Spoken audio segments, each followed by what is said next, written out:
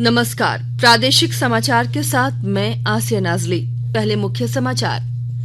प्रधानमंत्री नरेंद्र मोदी ने स्व सहायता समूहों को 1000 करोड़ रुपए हस्तांतरित किए। लगभग 16 लाख महिलाएं होंगी लाभान्वित। संसद के दोनों सदनों से मतदाता सूची को आधार से जोड़ने वाले चुनाव कानून संशोधन विधेयक को किया गया पारित। झारखंड सरकार 1,83,000 अयोग्य लोगों के राशन कार्ड को रद्द करने की कर रही है तैयारी। वित्त मंत्री ने विधानसभा में दिया बयान। और झारखंड में लगातार बढ़ रही ठंड को देखते हुए राज्य सरकार ने जारी किया अलर्ट। और समाचार से पहले एक जरूरी संदेश।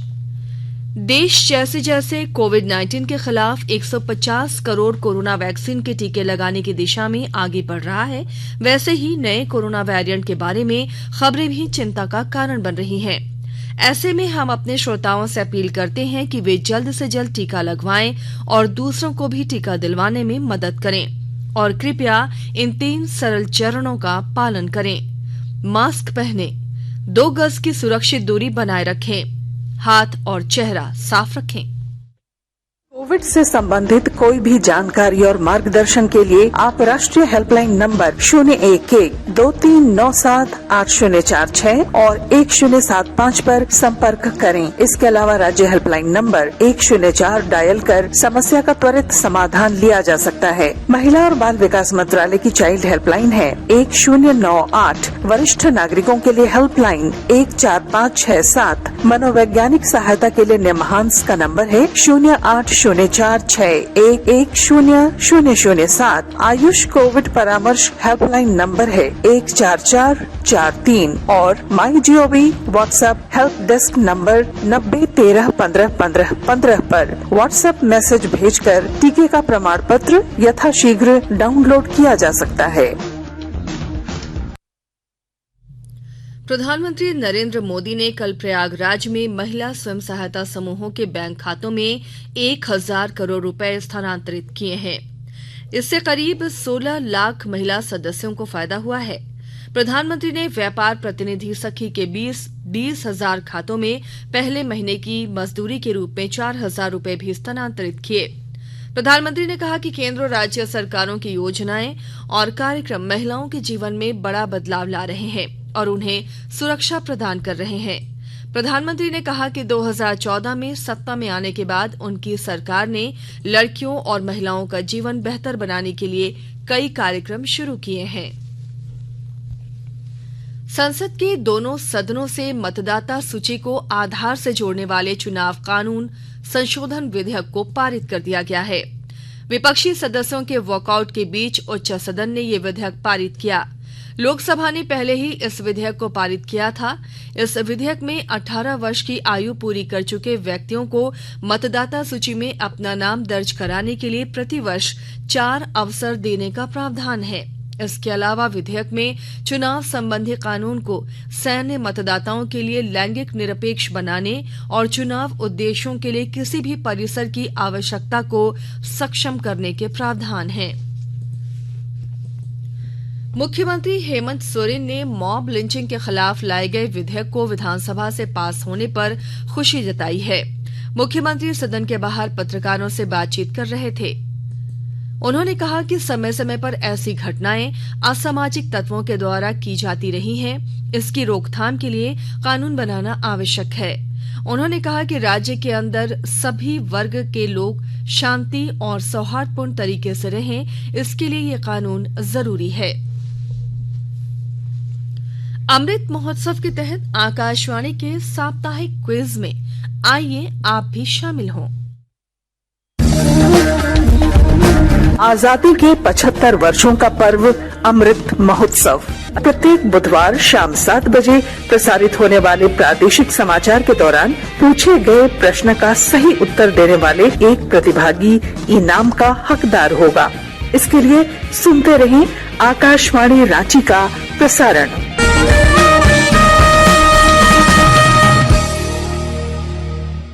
जागो ग्राहक जागो, जागो ग्राहक जागो। आजादी का अमृत महोत्सव के लिए सभी उपभोक्ताओं को शुभकामनाएं। हॉलमार्क सोने की शुद्धता सुनिश्चित करता है। हमेशा हॉलमार्क वाले सोने के आभूषण खरीदें। उपभोक्ता किसी भी शिकायत के लिए कृपया राष्ट्रीय उपभोक्ता हेल्पलाइन टोल फ्री नंबर 14404 पर संपर्क करें। उपभोक्ता मामले विभाग, भारत सरकार द्वारा जनहित में जारी। जानो अपने अधिकारों को, अपने हक पहचानो, बेईमानों को सबक सिखाओ, ग्राहक अब तो जागो। जागो ग्राहक जागो, जागो ग्राहक जागो। स्वास्थ्य और परिवार कल्याण मंत्रालय ने कहा है कि कोविड के डेल्टा वेरिएंट की तुलना में ओमिक्रॉन वेरिएंट 3 गुना तेजी से फैलता है। केंद्र ने राज्यों और केंद्र शासित प्रदेशों से कहा है कि वे जिला या स्थानीय स्तर पर शीघ्र कार्रवाई करने के लिए तैयार रहें। स्वास्थ्य और परिवार कल्याण सचिव राजेश भूषण ने राज्यों और केंद्र शासित प्रदेशों को पत्र लिखकर कहा कि कोविड संक्रमण का डेल्टा वेरिएंट देश के विभिन्न हिस्सों में मौजूद है। उन्होंने कहा कि स्थानीय और जिला स्तर पर अधिक दूरदर्शिता, आंकड़ों का विश्लेषण, शीघ्र निर्णय और सख्त कार्रवाई करने की आवश्यकता है। राज्यों को सलाह दी गई है कि कोविड-19 से प्रभावित आबादी और इसके भौगोलिक प्रसार के बारे में मिल रहे आंकड़ों की लगातार समीक्षा होनी चाहिए। उन्होंने कहा कि अस्पताल के बुनियादी ढांचे, जनशक्ति और पृथकवास जोन को अधिसूचित करने की भी शीघ्र समीक्षा की जानी चाहिए। आकाशवाणी के ताजा तरीन समाचारों के लिए आप हमारी वेबसाइट newsonair.com पर लॉग ऑन कर सकते हैं। ताजा समाचार Twitter handle @AIR news alerts और Facebook page All India Radio News पर भी उपलब्ध है। आप प्रादेशिक समाचार एकांश के Twitter handle @AIR news _Ranchi और फेसबुक, इंस्टाग्राम पेज तथा YouTube channel AIR news Ranchi पर भी हमारे बुलेटिन सुन सकते हैं। प्रादेशिक समाचार आप आकाशवाणी रांची से सुन रहे हैं और अब पेश है कोरोना से बचाव के कुछ संदेश। कोविड-19 से बचाव और सुरक्षित रहने के 3 उपाय। मास्क लगाएं, 2 गज दूरी है जरूरी, सुरक्षित दूरी रखें, हाथ और मुंह साफ रखें।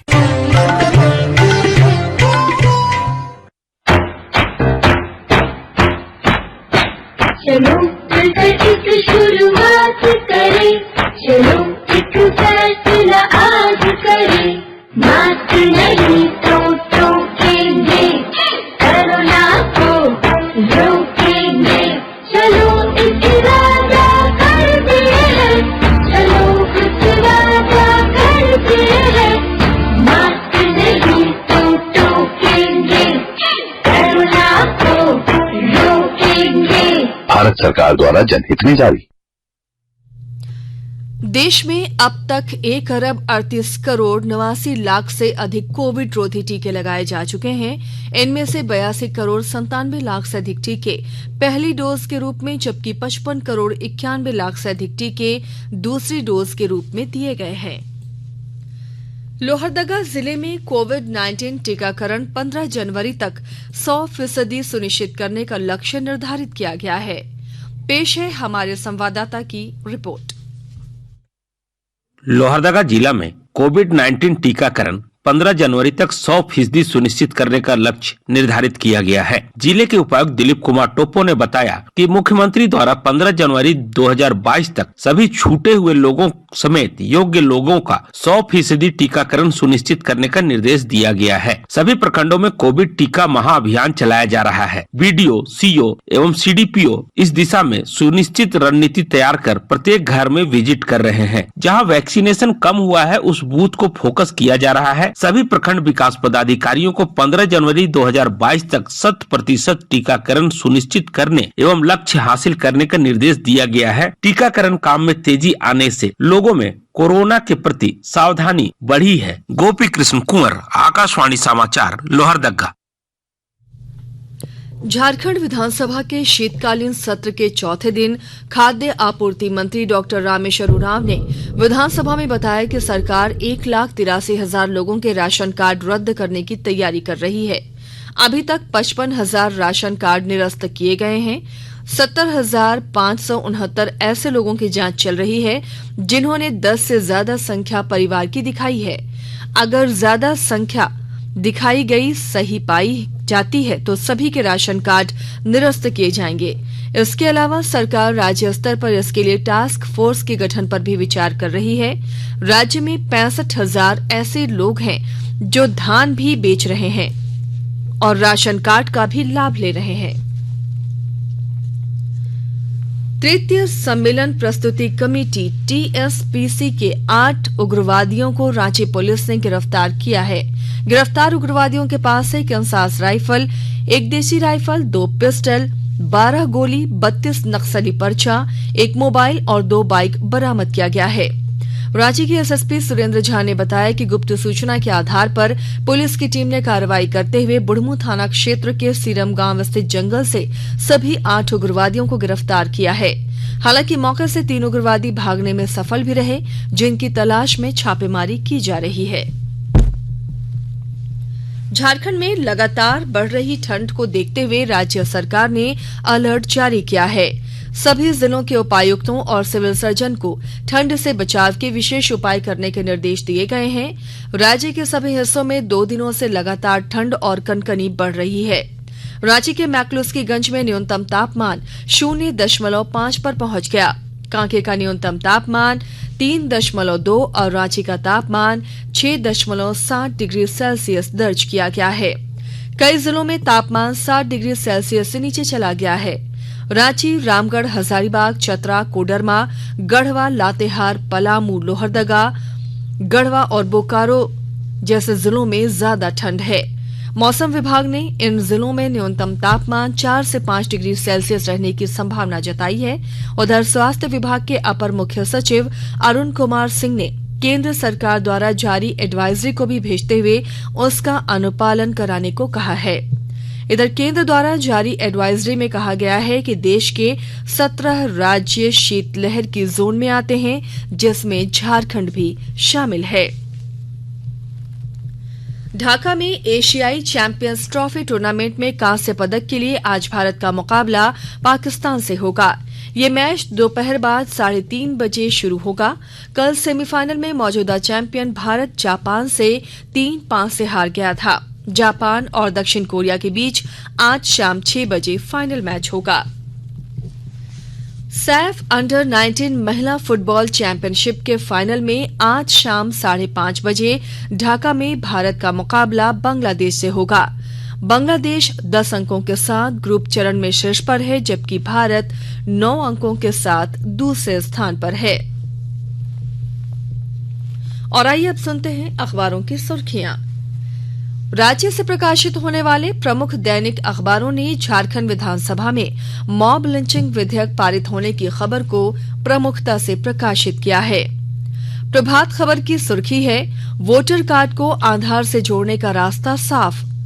दैनिक भास्कर सीएम हेमंत सोरेन के हवाले से लिखता है, झारखंड में 29 दिसंबर के बाद स्कूलों में ही बनेगा जाति प्रमाण पत्र। दैनिक जागरण ने अपनी सुर्खी बनाई है, अब मॉब लिंचिंग में आजीवन कैद। हिंदुस्तान लिखता है, सूबे में बंद रहे पेट्रोल पंप, 10 करोड़ का नुकसान। रांची एक्सप्रेस की सुर्खी है, झारखंड विधानसभा में भीड़ हिंसा और भीड़ लिंचिंग निवारण विधेयक पारित। और अंग्रेजी अखबार द टाइम्स ऑफ इंडिया और हिंदुस्तान टाइम्स ने देश में ओमिक्रॉन मरीजों का आंकड़ा 200 पार होने की खबर को पहले पन्ने पर जगह दी है। और अब अंत में मुख्य समाचार एक बार फिर। प्रधानमंत्री नरेंद्र मोदी ने स्व सहायता समूहों को 1,000 करोड़ रुपए हस्तांतरित किए। लगभग 16 लाख महिलाएं होंगी लाभान्वित। संसद के दोनों सदनों से मतदाता सूची को आधार से जोड़ने वाले चुनाव कानून संशोधन विधेयक को किया गया पारित। झारखंड सरकार 1,83,000 अयोग्य लोगों के राशन कार्ड को रद्द करने की कर रही है तैयारी। वित्त मंत्री ने विधानसभा में दिया बयान। और झारखंड में लगातार बढ़ रही ठंड को देखते हुए राज्य सरकार ने जारी किया अलर्ट। इसके साथ ही आकाशवाणी रांची से प्रादेशिक समाचार का ये बुलेटिन समाप्त हुआ। घर में रहिए, सुरक्षित रहिए और सुनते रहिए आकाशवाणी।